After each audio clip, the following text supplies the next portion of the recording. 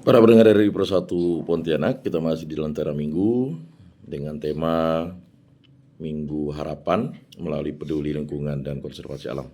Pak Herma, kita tahu manusia ini kan memiliki hati, ya. Dan bumi ini satu, berbagai macam keyakinan, agama, kerusakan lingkungan itu, dan juga ketidakpedulian akan menyebabkan dampak sosial. Dan dampak sosial ini masif. Terjadi banjir di mana-mana, kemudian juga kita tahulah di kota Pontianak ini kalau hujan saja lebat sebentar, beberapa titik itu orang bilang kebanjiran ya. Artinya ini merupakan respon dari alam bahwa air yang tidak tersalurkan dan juga sampah yang menggenang di got dan juga berbagai macam hasil limbah-limbah ini membuat kehidupan kita tidak nyaman. Dan akhirnya penebangan yang di sekitar wilayah kota dulu penyangga ya Kuburaya, ini menyebabkan kita harus menggunakan AC dan energi yang cukup besar dan akhirnya menghasilkan gas karbon. Dan peduli ini kan butuh yang namanya sosialisasi dan juga pembelajaran dari sedini mungkin ya kepada masyarakat. Bagaimana Pak Herma ini memberikan solusi kepada masyarakat dan juga kepada kelompok agama agar mari kita peduli begitu. Terima kasih Pak Yan. Kita biasanya dikasih 3 rumus 3M ya Pak Yan. Ya. Mulai dari kita, Ya. mulai sekarang, dan mulai dari tempat kita sendiri. Baik. Nah, saya mencoba ketika walk the talk nih Bang ya. Jadi melakukan apa yang kita lakukan atau kemudian menyampaikan apa yang kita kerjakan, mengerjakan apa yang kita sampaikan. Jadi saya ambil contoh sederhana, misalnya di studio kali ini saya berusaha disiplin untuk mana-mana bawa tumbler, Ya. jadi tidak menggunakan Plastik. air mineral plastik. Kemudian saya memilih menggunakan ini sapu tangan. Ini sapu tangan yang saya dapat dari kawan-kawan di web Jepang dulu Bang Albert.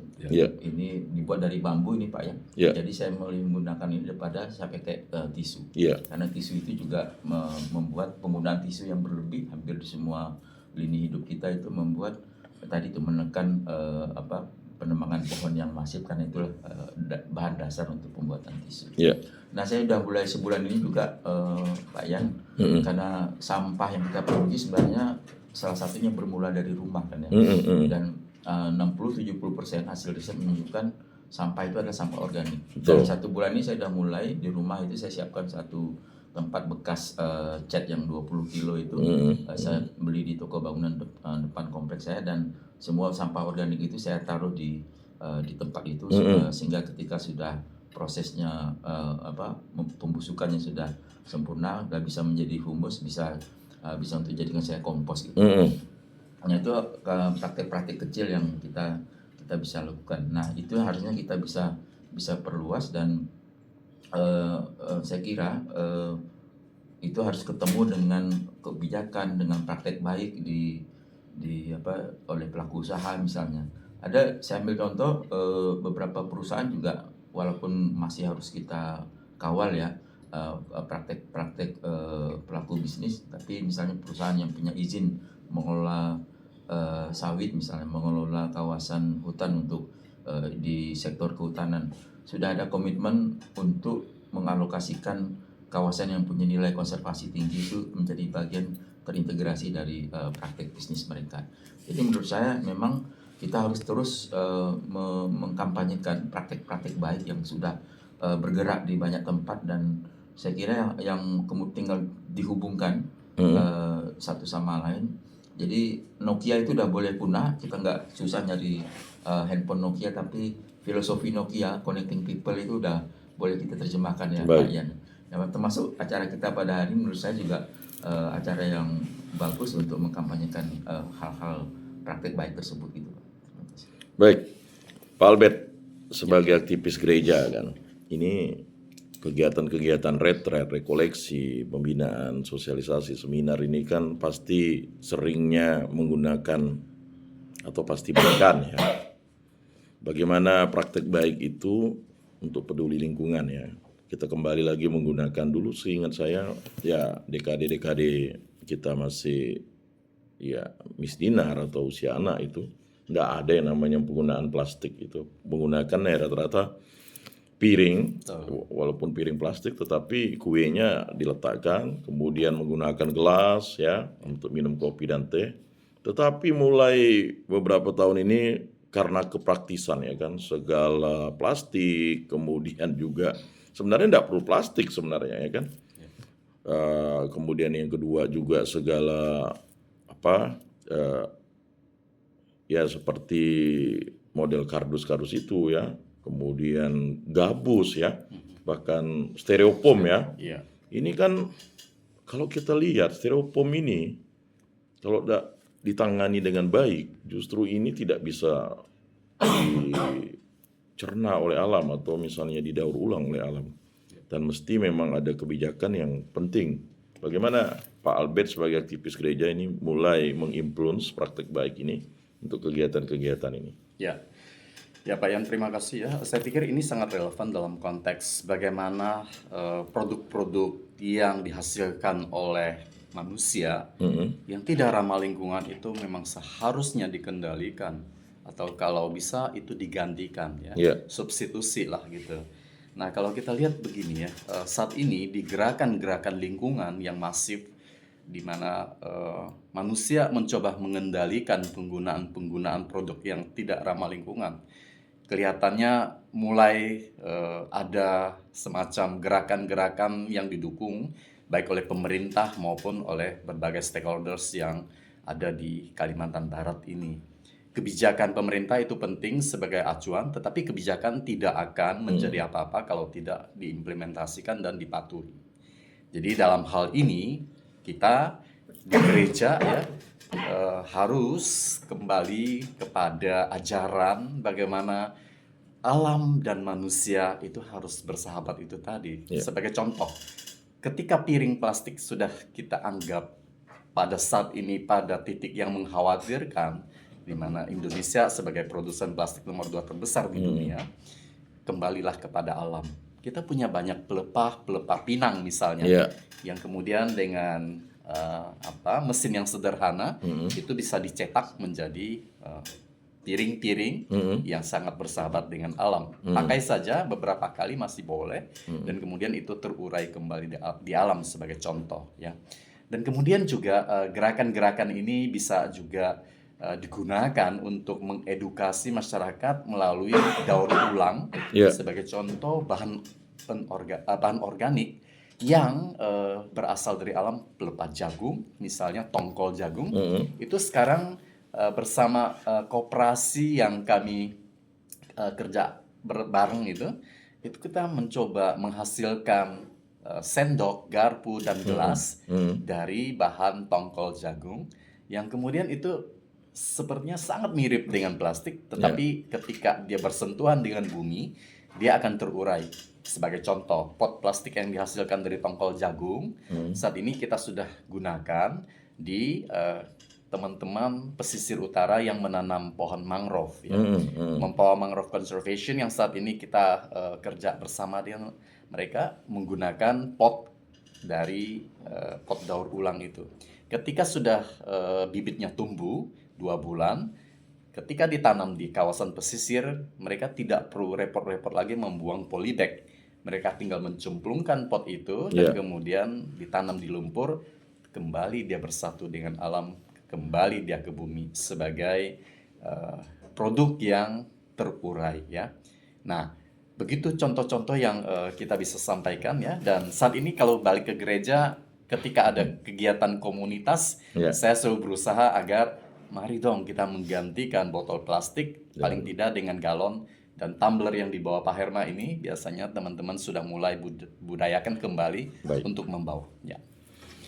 Pak Herman, kita tahu bahwa pemakaian plastik ini kan menjadi persoalan. Dan menurut penelitian plastik kresek itu 800 tahun baru terurai. 800 tahun ya, kita udah berapa generasi ya. Jadi kalau ditaruh di situ 800 tahun ya begitu-begitu saja plastik itu. Padahal sebenarnya kita tahu dulu SD itu kita sudah disuruh untuk mendaur ulang plastik untuk asbak, ya. Tetapi kok kayaknya gerakan-gerakan itu menjadi stagnan. Seakan-akan karena melihat produk-produk yang lebih bagus, ya udahlah, plastik-plastik kresek itu ya dibiarkan saja. Bahkan plastik kresek ini menjadi masalah, ya. Beberapa tahun itu pernah diteliti bahwa plastik kresek itu bisa menutup bumi itu katanya 3 lapis. Jadi kalau dikumpulkan 3 lapis ya bumi itu. Nah, bagaimana menyadarkan ini secara masif ya? Kalau kita tahu, kalau kebijakan pemerintah kan katanya tahun 2025 mengurangi. Bahkan tahun berapa itu kalau tidak salah zero plastik ya. Nah, kalau tidak dimulai dari sekarang. Ya, makasih Pak Yan. Jadi Pemkot ini kalau nggak salah mulai 1 Januari ya, pusat-pusat perbelanjaan tuh sudah tidak diminta untuk tidak mengeluarkan plastik buat konsumen, dan konsumen sebaliknya diedukasi untuk bawa tempat kantong belanja sendiri. Nah, sebenarnya kan praktik-praktik lama itu yang mungkin kita perlu pulihkan kembali. Saya ingat waktu masih kecil itu kalau kan ibu saya belanja ke pasar pasar-pasar pagi itu, beliau itu selalu bawakan kantong belanja belanja yang besar, tas belanja yang besar, dan bungkus itu pun kalau tidak dari kertas koran itu dari daun pisang ya. Jadi itu yang mungkin memang gerakan kita ini harus melawan ideologi pragmatisme tadi itu yang ada di semua lini hidup kita. Tapi mungkin kampanye kita harus lebih agak istilahnya itu agak dramatis kali ya Pak Yan ya. Karena beberapa waktu yang lalu Watchdog, satu lembaga organisasi yang rutin merilis film-film dokumenter, Mas Dandi Laksono itu mereka merilis bahaya mikroplastik. Ya, betul. Itu hampir di semua jenis ikan yang kita makan itu terkandung dalamnya. Bahkan sampai ekstrimnya kru film dokumenter itu diperiksa fasetnya dari buang air besarnya itu, kotorannya itu terkandung mikroplastik. Artinya hampir semua dari kita itu sudah terpapar mikroplastik yang nggak bisa diurai, dan itu kemudian dalam siklus rantai makanan itu padarnya akan numpuk di badan kita, di manusia. Nah, hal-hal itu yang mungkin perlu terus dikampanyekan, dan kembali harus dimulai dari masing-masing ya, masing-masing mengambil peran untuk itu. Nah, hemat saya memang harus ada stick and carrot ya. Jadi yang praktek baik itu dikasih wortel, yang masih belum ada perubahan untuk menjadi lebih baik itu harus dikasih sanksi dengan level. Kalau kita makan cabai itu level pedasnya itu harus beragam. Mungkin kepada anak-anak beda dengan orang dewasa yang sudah harusnya nalar pikir budinya itu sudah bisa lebih berikan peringatan yang lebih keras. Tapi saya kira ini pesan yang harus kembali ke praktek-praktek itu ke kelompok agama. Tadi di gereja Bang Abdul udah cerita. Nah, di kami juga di teman-teman muslim beberapa masjid ketika atau tempat yang ketika menyelenggarakan pemotongan hewan kurban, tempatnya sudah tidak lagi menggunakan plastik, tapi besek ya kita bilang, yang dibuat dari bambu. Dan alasnya itu adalah alas daun pisang, sehingga itu lebih ramah lingkungan. Dan setelah dibawa pulang ke rumah, dagingnya selesai dimasak, beseknya itu masih bisa dipakai untuk menyimpan tempat bumbu. Itu hal-hal konkret, dan Ramadan ramah lingkungan juga sudah mulai kita terapkan di beberapa masjid. Jadi saya kira ini yang harus jadi gerakan lintas iman, gerakan kemanusiaan. Dan kita, karena simpelnya gini Pak Yan, ketika lingkungan rusak, menuai bencana itu tidak akan nanya, tidak akan menyasar pada kelompok agama tertentu. Dia akan melibas semua tanpa melihat apa agamanya, apa sukunya, apa latar belakangnya. Itu saya kira pesan yang harus kita terus sampaikan gitu. Pak Albert, jalan yang lurus ya. Kita tahu Yohanes Pembaptis ini kan dia memakan suatu daun yang rasanya seperti belalang dan madu hutan ya. Kebetulan waktu itu mungkin banyak umat yang tidak paham. Dipikirnya benar-benar makan madu hutan, rupanya suatu daun yang rasanya seperti madu hutan dan rasanya seperti belalang. Dan dia menggunakan ya kan pakaian dari kulit, Ya, ya sangat sederhana sekali dia. ya, Artinya dia betul-betul menyatu dengan alam. betul. Tetapi dia ingin mengatakan bertobatlah sebab kerajaan Allah sudah dekat. Dan kelahiran Yesus juga menggunakan tempat yang sangat sederhana, kandang domba. Ya kan hanya jerami-jerami ya. Tidak seperti sekarang semuanya serba ya. Bahkan kalau kita tahu waktu lahir saja limbah yang dihasilkan oleh seorang anak itu, baik limbah plastik, limbah anorganiknya ya kan, yang paling bahaya ya limbah-limbah medis itu ya. Betul. Karena itu sangat sulit terurai karena dia sifatnya kimiawi. Nah, dalam menyongsong Natal 2025 ini kan, atau Natal 2026 ya, tahun baru 2025 ya. Ya. Bagaimana kita ini sebagai umat Kristiani dan umat Katolik ini mengkampanyekan ini. Ayo kita merayakan Natal dengan peduli lingkungan dan mari kita ikut campur tangan dalam konservasi alam. Silakan Pak Albert. Baik, saya kira pesan yang disampaikan pada hari ini ketika Pak Yan membacakan perikop dari Injil Lukas, ada suara berseru-seru di padang dan Ya. kemudian kita tahu bahwa beliau ini adalah Yohanes Pembaptis. Beliau ini adalah orang yang mempersiapkan jalannya Tuhan. Ketika Tuhan akan datang di tanggal 25 Desember nanti dalam perayaan Natal, Yohanes Pembaptis sudah mempersiapkan itu. Dan simbol-simbol yang digunakan itu adalah simbol-simbol yang sangat ramah terhadap lingkungan. Baju dari kulit kayu, kemudian makanan dari alam, itu semua berbasiskan alam. Ya. Sesuatu yang tidak mencemari. Ya. Kembali kepada kita pada hari ini, bagaimana pesan ini bisa kita jawantahkan di dalam perayaan menyongsong hari lahirnya Tuhan. Kita sebagai umat Kristiani, sebagai orang-orang Katolik, ya, sudah saatnya kita untuk kembali menggunakan semua produk-produk yang lebih ramah terhadap alam dan lingkungan. Dan perayaan Natal itu tidak harus mewah, tetapi makna daripada perayaan itu harus kembali menjadi bermakna, terutama dalam konteks kita sebagai unit terkecil di dalam gereja, yaitu keluarga. Keluarga yang mendapatkan hikmat daripada Tuhan adalah keluarga yang harusnya juga menjaga alam dengan cara yang simple, dengan cara yang tidak bermewah-mewah dalam perayaan, tidak menggunakan produk-produk yang susah untuk terurai di alam. Nah, pesan-pesan penting seperti ini memang harus diterjemahkan dan dikampanyekan, disampaikan di dalam setiap kesempatan. Tidak hanya pada hari ini di Pro 1 RRI, ya, tetapi setelah ini sama dengan Earth Hour, mari setelah 1 jam 365 hari itu menjadi gaya hidup. Pesan yang sama, saya yakin di dalam perayaan Natal pada tahun ini akan bisa kita echoing, akan kita bisa gemakan, sehingga ini bisa menjadi pesan penting di mana umat Katolik berkontribusi terhadap menjaga alam dan lingkungan yang lebih baik. Baik, terima kasih Pak Albert, Pak Herma yang sudah hadir ya. Asik nih perbincangannya. Lain kali kita akan undang lagi untuk peduli lingkungan ya. Bapak Ibu, saudara-saudari yang terkasih, para pendengar dari Pro 1 Pontianak, mari kita tutup lentera minggu kita dengan berdoa dalam nama Bapa dan Putra dan Roh Kudus. Amin. Allah Tritunggal yang Maha Kudus, kami bersyukur di hadirat-Mu minggu Advent kedua, minggu harapan. Kami membicarakan tentang peduli lingkungan dan konservasi alam.